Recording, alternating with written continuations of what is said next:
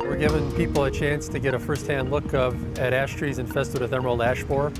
So we have a pocket of trees around this intersection of Highway I-90 and County Road 12 that are pretty heavily infested with emerald ash borer, and it looks like it's been here for a number of years.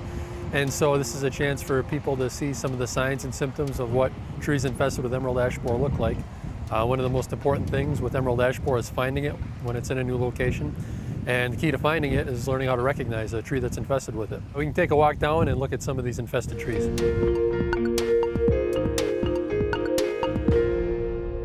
So a lot of times what you see from the ground is where this outer bark has been flaked away, and so it looks lighter when you see it from the ground. And that's caused by the woodpeckers going after the larvae underneath here.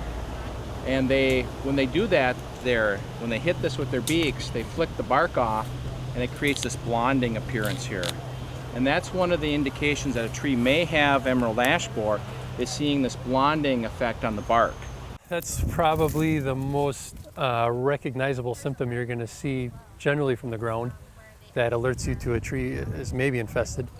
Problem is that woodpeckers will eat any kind of an insect that would show up in an ash tree. So just from seeing woodpecking doesn't tell you it's for sure emerald ash borer, and you got to look a little bit deeper. You're looking for a hole about these size of these. This is what's underneath it.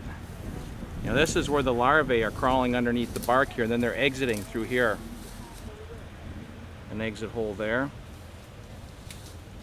And this is looking from inside the tree looking out.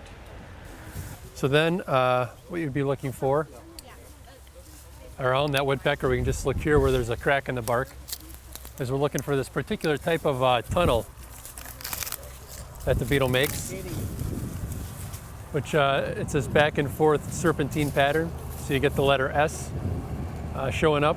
Seeing a tunnel like that in an ash tree is definite proof of emerald ash borer.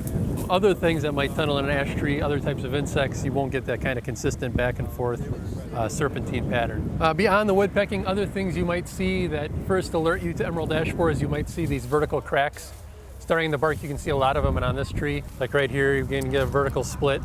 And so what's happening is the tunneling action of the larva and then the tree trying to grow around that with new wood splits open that dead bark where the bug is tunneled, and so you end up getting these vertical splits.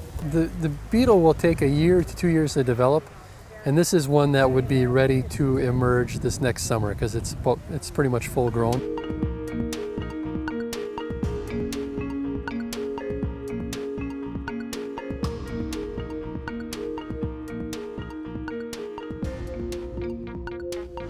People oftentimes confuse the box elder tree with the green ash. Box elder has opposite branching just like an ash tree does. The key there is to look at the tree up close, and the new growth on the box elder tree is going to be waxy, or glabrous is what they refer to in forestry terms. But this waxy new growth is indicative of the box elder tree, and that's how you differentiate it from the ash tree. One of the things that we're interested in is partnering with other agencies, particularly those agencies that neighbor the park, such as the DOT, Division of Forestry, and the county, because what they decide to do or not do is going to have an effect on what we may decide to do here in the park.